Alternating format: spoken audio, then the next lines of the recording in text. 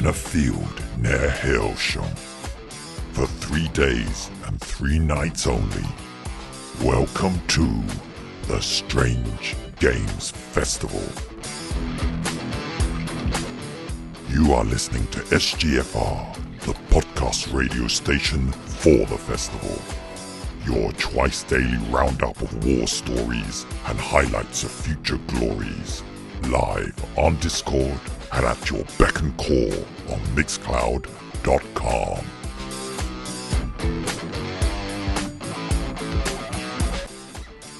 Welcome to the 2023 Strange Games Festival radio podcast. This is our introduction to those things that are new at this year's festival. We have the usual friendly, enjoyable old favourites around, a stupid number of games, board games that you can play. Bring your own, of course, and also borrow some from our free library. And sit down, make new friends, meet old friends, and play board games. Win, lose, enjoy the artwork, enjoy the banter, enjoy the food from the many catering vans, or gather around your own little barbecues and cook up your own delicious stuff. That's what happened last year in many places. And what else? Well, there's also the stage. I think there's a one-night open mic. Come and exhibit your particular skills. Want to know what else is going on? Well, that's what this little podcast is all about. We've got 2 halves for you, and in this first half, I'll be talking to Joe about bringing Traitors to the festival. Yes, Joe is running Strange Traitors, a social deduction game about gently killing off everybody else to take away the entire, well, whatever it is, whatever prize. I don't actually believe there is a prize to this, just the glory of knowing a job well done. Silas is running an unusual, first time running, silent, non-speaking fantasy role-playing at the festival called Alice is Missing. We'll catch up with him about what that's about, and we'll also have a chat to Andy, who's bringing VRScapism, a world of virtual reality, yes, other realms that you can enjoy whilst you're here in this other realm. And rounding off this first half, I'm going to catch up with Simon, talking on behalf of Sasha about the character building experience. Let's dive in, shall we? Joe, welcome. This is actually really exciting. You're bringing Traitors to the festival. Cool. Where the hell do we start on this one? How about, for anyone who doesn't know what Traitors is, how would you describe it? I would basically describe Traitors as a TV version of Mafia or Werewolf. There is a group of players. Some of them are traitors. Most of them are faithful. The traitors know who each other are, and the faithful don't know anything. And they, over 2 weeks, the traitors murder people in the night, and then they have a round table in the day where they can banish people.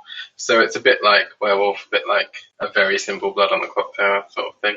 I've had the advantage of seeing the Claudia Winkleman kind of TV version. Yeah. I think is there an American version as well? I thought there's an American one and an Australian one.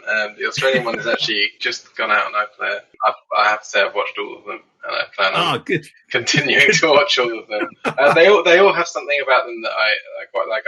Claudia in the UK one and the characters in the UK one are very good. The Australian one probably has the best strategy from the majority of the players. But Australian reality TV editing, it can be very lopsided, and it is very lopsided in the Australian one. There's some people you basically don't hear from at all, and some people who make up, 50% of the show.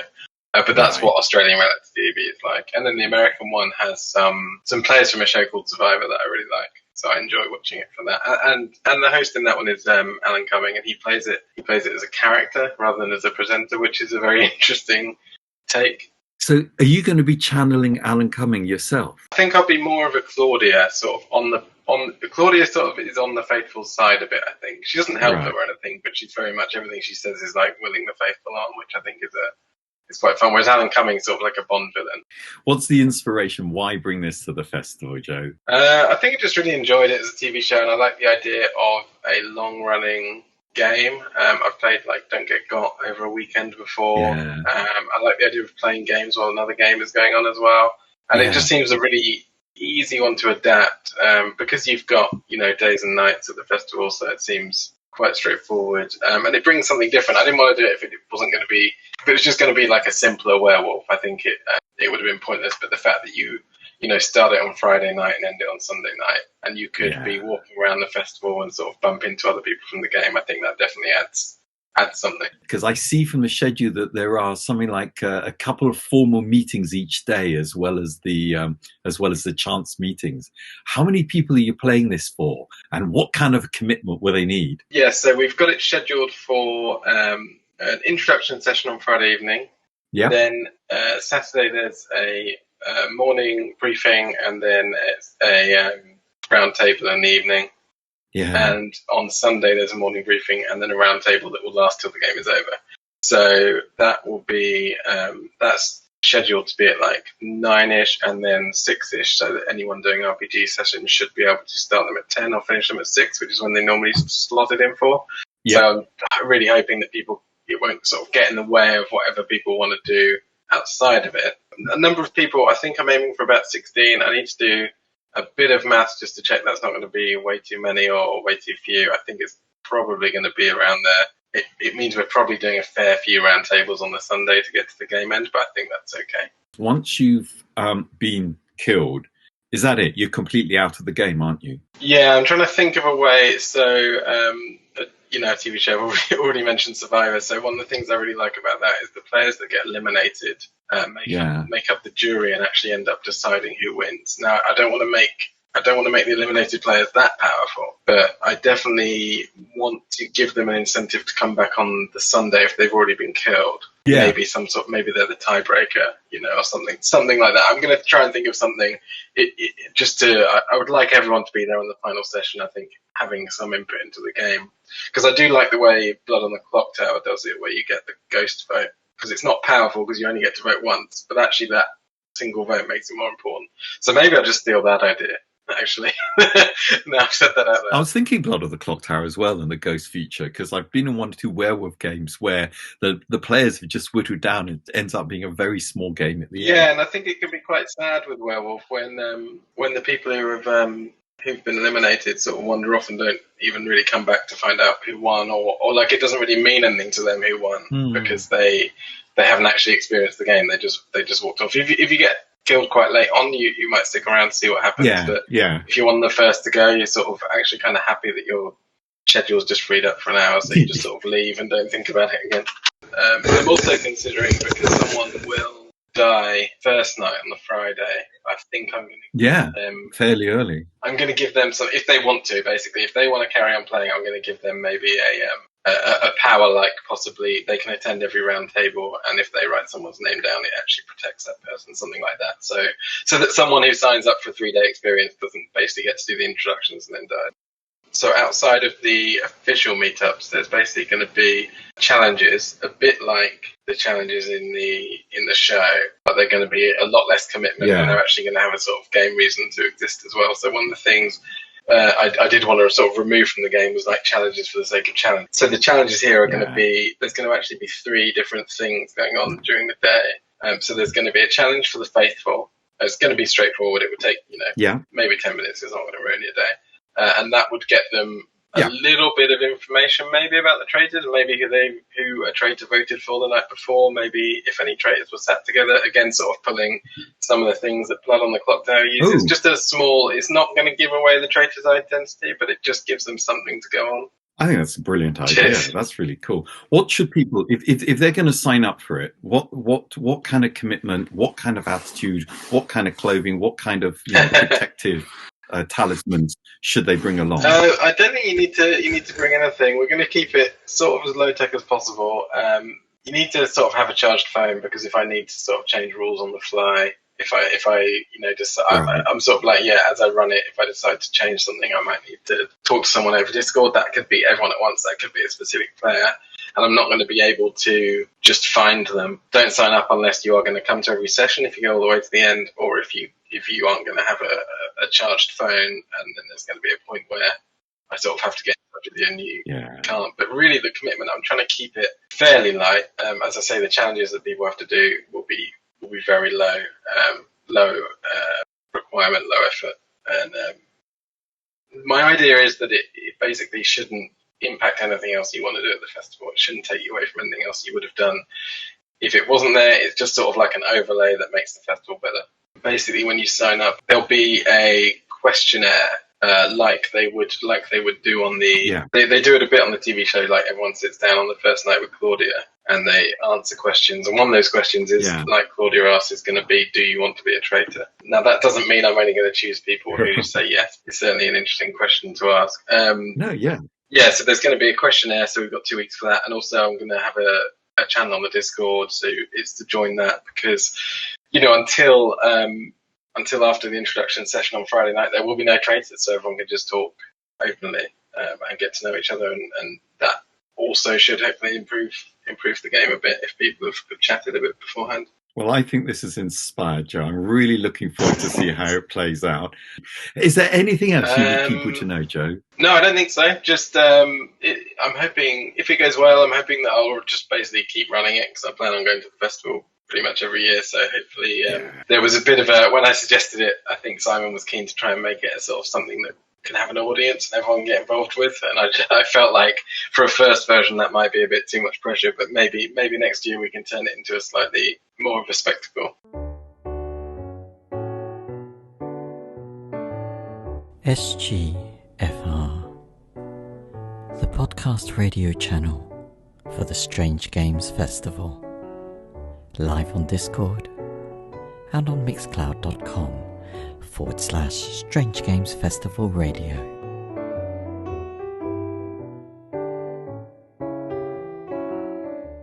Hey everybody, I've got Silas with me and he's coming to the festival this year again, only this time he's bringing along a silent role-playing game called Alice is Missing. Silas, hello. Hello. Let's leap straight in. This apparently is about the disappearance of Alice Briarwood. So it's a role-playing game that's got a couple of sort of quite unique mechanics. So firstly, although you're playing in person, you're basically characters who are just communicating by texting each other. So you have sort of a group chat set up and you'll communicate in there and you'll also message each other. The idea in the game world is that you're these teenagers whose friend Alice has gone missing and you're never in the same location, so you can't communicate in person. So instead you're sort of trying to piece together what's happened by sort of spreading rumors and information across these group chats between you. You've got in your write-up, and I encourage anyone who's listening to go to the page about it, which is under events listed as Alice is Missing. And it says here, a high school junior in the small town of Silent Falls. And just as you say, all the players take on the roles of Alice's friends and attempt to solve the mystery. But as you're saying, that's just via text and group talk. Yeah, that's right. It's primarily a storytelling game. So you're solving the mystery and there's plot points that the game provides to you. But the main point of the game is to tell a story together. So rather than having a GM who will sort of describe what's going on and giving a narrative for the story, instead, it's kind of on the players to communicate with each other, to tell others what they're doing, what they've seen, what they've heard. And then that information becomes the story and everyone plays off each other. For the time when you're in the group chat, it's very immersive. So you don't talk in person at all. You're just completely silent. And the game actually gives you a really good soundtrack that you play as you're doing this part of the game. Yeah. So you have a really, really nice music going on in the background and everyone is communicating on the group chat. My question that going through my mind is, what stimulus do you give to the players? Or is it total beautiful improv around the opening scenario? And does it actually come to an end? Do they find Alice? Is there a chance of finding Alice? Yes, you do. So the game uses like a card system. So all of the players will get some of the cards that contain plot points on them. And how it works is as the game's timer counts down, so you have a 90-minute timer, which is the sort of immersive session of the game. Yeah. And every 10 minutes, one of the players will reveal a card, which they'll see then the information on that card, which will contain plot points relevant to the game. And then it's up to them and how they want to present it to everyone else. But that will provide sort of some structure to the narrative. It tells you sort of eventually where you're going to find Alice, or like whether you are going to find her. So although a lot of it's on the players to kind of come up with the story, there is that structure there, so you're not just sort of left completely improvising off each other. How much can players improvise around? Can they downright add material or even lie? Oh yeah, you can absolutely come up with basically whatever you want within reason. So you do want to reveal the information on the cards at some point, because it just helps to sort of give the story a satisfying narrative and sort of bring it along to a conclusion within the 90 minutes. But within that, there's plenty of room for characters to spread a bit of misinformation, to have some rumors. The characters all set up sort of relationships with each other before you go into the immersive section of the game. Yeah. So you discuss sort of what your relationships are with each other and with Alice. And that provides a bit of sort of motivation for maybe not being completely honest at all times as well. Yeah, okay. Now, you're running this in the chapel, which is one of the most beautiful areas at the campsite. For anyone who doesn't know, it's basically an open-air, treed chapel-type space, very contemplative, very atmospheric, very pleasant to be in. Does that mean there's no audiovisual support? Yes, I'm going with probably a foolishly ambitious audiovisual setup for the middle of the woods. But if it does all work, we will have the music, we'll have the screen with the animated timer, we'll have sort of a lighting setup as well, which I'm maybe 50% sure will actually work. But if it does, it will be really, really cool, because it's a game that relies a lot on sort of atmosphere, and I think playing in the chapel will be really amazing. We're scheduled to play on the Friday evening, just as it's going dark as well, so it should be sort of out in the woods in the dark. With the lights and the music. It should be really cool. To me, this looks really exciting. It has all these lovely elements of slow atmospheric play with the kind of breakneck thing of, well, in an hour and a half, in 90 minutes, that's it. So slow but panicked. Yes, yeah, that's probably a good description. This is the first time I've heard of a silent role-playing game of this time. What's your inspiration? Have you nicked the idea from someone else? Is it totally yours? Where did it come from? Well, it's not totally mine, because I wasn't the one who designed the game. So it's a game that I think was played a lot sort of on Discord and online during the pandemic, and that's the only way I've played it previously, is online. But yeah, my inspiration for wanting to play it, I think, partly because it's set up to be sort of a self-contained one-shot game, which makes it good for the festival, giving people a chance to try out something a bit different. I just enjoy very story-driven RPGs as well. So one that's sort of almost completely focused on collective storytelling and on role-playing is something that I really wanted to run as well.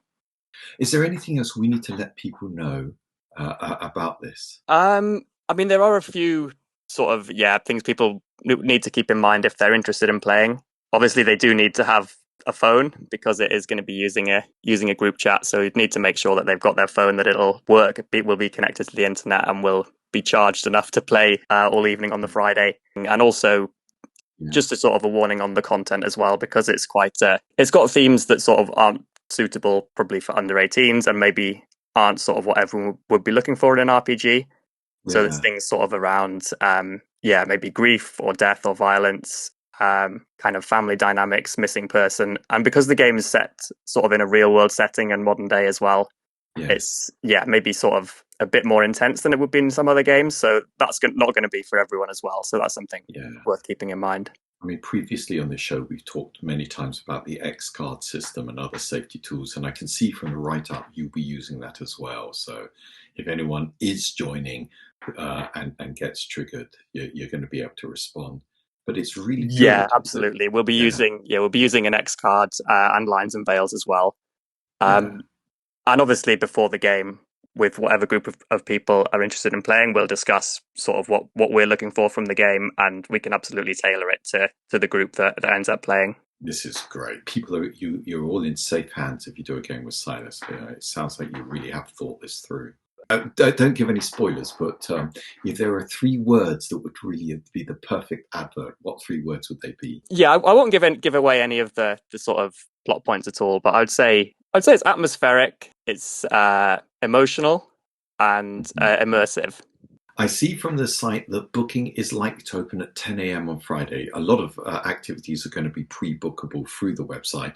So do watch the website carefully for that. Silas, that's brilliant. Thank you very much. Yeah, no, thank you, Andy. I'm really looking forward to getting this one out at the festival. I think it'll be a great experience. SGFR, the podcast radio channel for the Strange Games Festival, live on Discord and on mixcloud.com/Strange Games Festival. Andy, it's a pleasure meeting you. I understand you are from VRScaping. So it's VRScapism. So if you like combine the words together, VR and escapism. Yeah. So I offer virtual reality gaming experience for groups of people all together in the same area, so that you can enjoy the VR experience all together, screaming and shouting and shooting each other or shooting zombies or other types of experience as well, because it's virtual reality, right? So it can be you can do anything really. This is the first time you're coming to the festival. Yeah.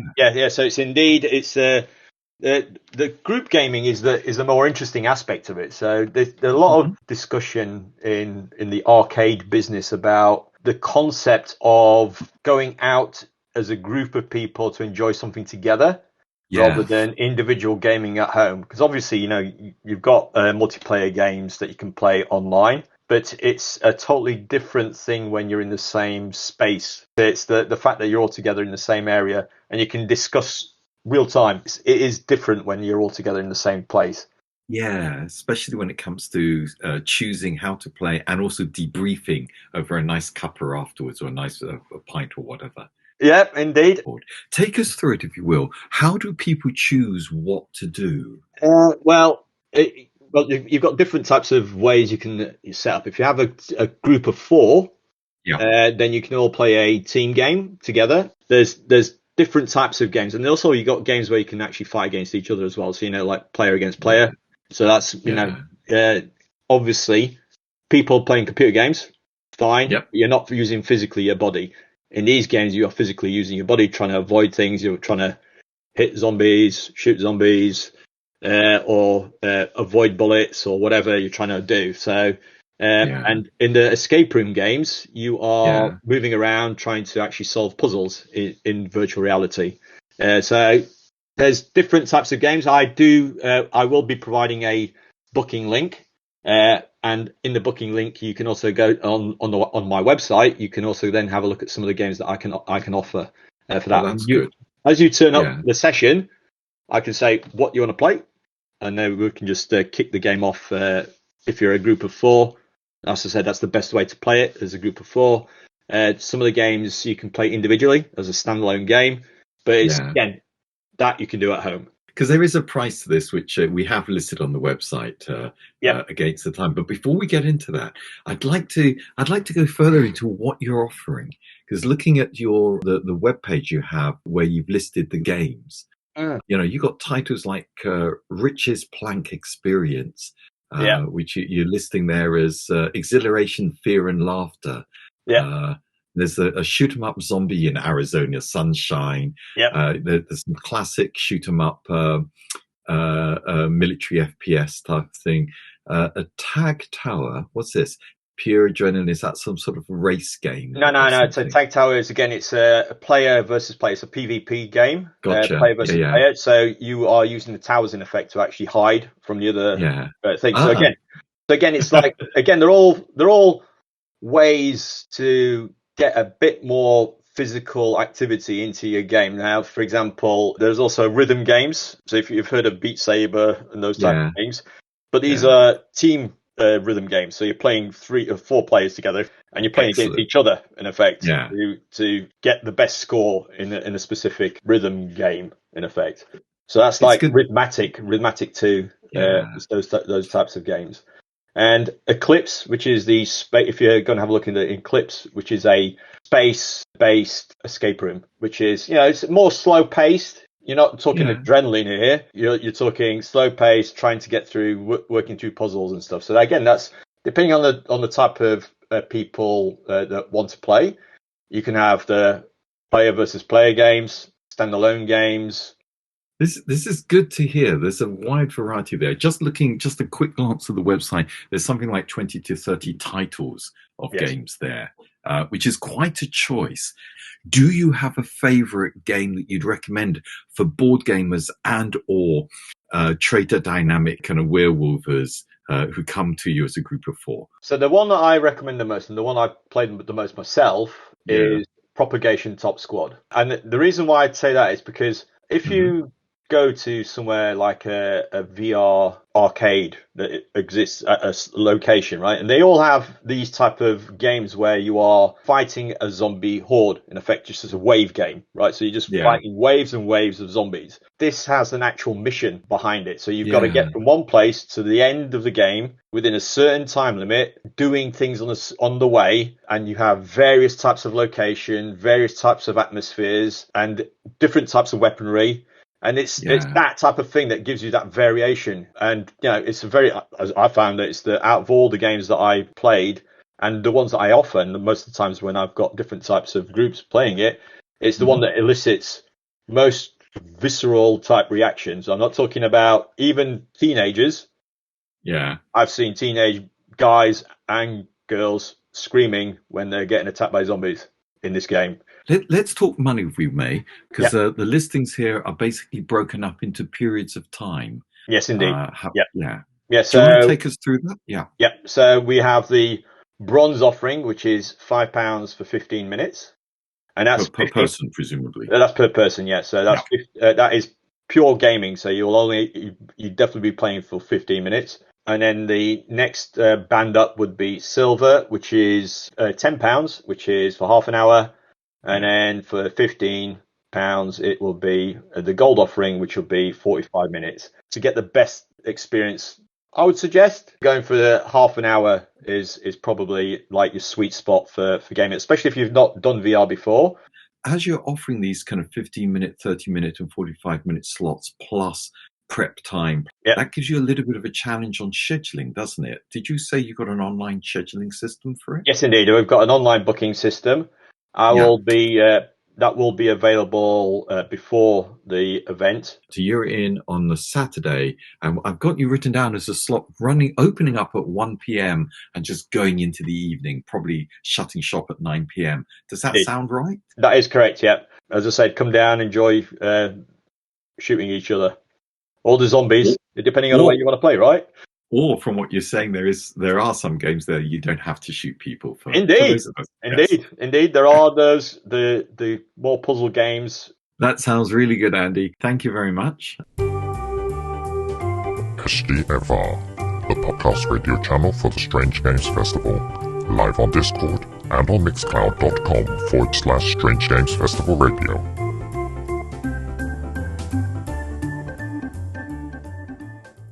Simon, this is really interesting. You're not Sasha. Hi, you're not Sasha. I'm not. You don't look like Sasha to me. Can't get anything past you. No. I saw. I saw Sasha 2-3 years ago when I think she did a very similar show at the festival. But like I said, your hair seems different, mousy. It's like you've done something. Yes. Well, I to many people's disappointment, no, it's not Sasha. It's just me, Simon. And at the moment, Sasha, I actually happen to know is, well, as always, but working incredibly hard. She's obviously doing CBE. She's doing her solo show. She's in Edinburgh. So, I'm here to talk about CBE, which will be appearing at the Strange Games Festival. It won't be the first time CBE has been at the festival. In fact, it's very happy to return. It's been there a few times, and it's effectively a role-playing tabletop comedy panel show. I in case I didn't mention, with Sasha, I write character building experience. I am a writing partner. That explains the question that I was going to uncharitably ask you, which is, why am I talking to you then? Ladies and gentlemen, we're talking to a co-writer of the CBE, the character building experience, which is returning to the festival. I saw it a couple of years back and thought it was brilliant. Really, really enjoyed it. Yeah, Sasha's been hosting and playing the show for a while now. It's really refined. She gets some lovely, excellent guests on it. Honestly, I'm really happy to just be a part of it. I can tell you that it will be on the Saturday of the festival, I believe, between 8 and 8:30 on the main stage.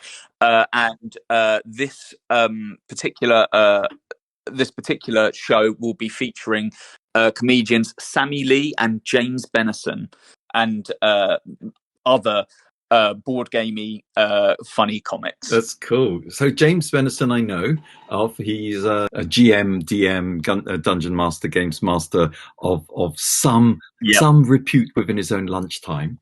And I know he also does various stand-ups and other kind of improv things. Who's the other person? Did you say Sam? Sammy Lee. Sammy Lee. Who's Sammy Lee? Who is another sort of UK-based comedian and a nerdy one at that. Like everyone at the festival, really, I suppose. Just happy to be part of such like a board game Valhalla, a board game mecca. Brilliant. Now, if Sasha were here, because you're talking on behalf of Sasha, and there is nothing wrong with a white male talking for a female. Nothing wrong about that at all, is there? It's perfectly okay. Yeah. You and I, we're not going to get cancelled for this, are we? Both Sasha and I had not had that consent, and she is obviously incredibly aware and very happy to sort of broadcast her. But neither of us had even considered that I was here giving that voice. So the question, an attempt to redeem ourselves. The question I want to ask is: if Sasha were here, what do you think she would definitely want all these lovely listeners, all three of you, to hear? She would definitely want you to hear that as the illustrious host of CBE, she'd love to see you all there between 8 and 8:30, where the show promises a sort of action-packed bit of comedic fun. And it says it on her posters, which have Sasha on it and not me. Roll the dice on this charming little show. And as a co-writer for it, I'm really proud of what we've done. I have an idea of the episode that we're going to be bringing to the festival, and it's good fun. That's great. Well, I'm definitely... Without spoiling anything. Yeah, you can't spoil anything. Someone rolls a dice. There you go. That's a spoiler. What was I going to say? Yes, I was going to say, having seen this show a few years back, I'm definitely going to be in the audience myself. I have every intention of being there. I hope to see you guys too. Simon, thank you very much for talking on behalf of Sasha. No worries. And on behalf of myself, no less. SGFR, the podcast radio channel for the Strange Games Festival. Live on Discord and on mixcloud.com/Strange Games Festival Radio. Well, that's your lot for this half of the show. Next half, we'll be talking to Matt about Mouse Ritter. Sign is a nigh. Sign is a nigh. No, I mean Sign is the name of another fantasy role-playing game, another innovative one that you may not have heard of. It's certainly new to me. And we've got Simon Schneider coming in with Josh, and they're going to be telling us about a game that they've just made, which they're hoping to game test here at the festival. And to round off the introductions for this year, I'll catch up with Laura. You will remember Laura. We used her head to measure boxes of games in all the teasers that we've been running recently. Anyway, she's here to tell us how the checkout library is going to work.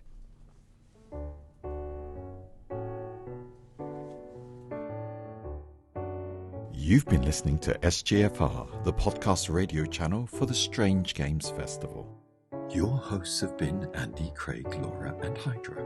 And if you'd like to come on the show, message us on the festival radio channel on the Strange Games Festival Discord server.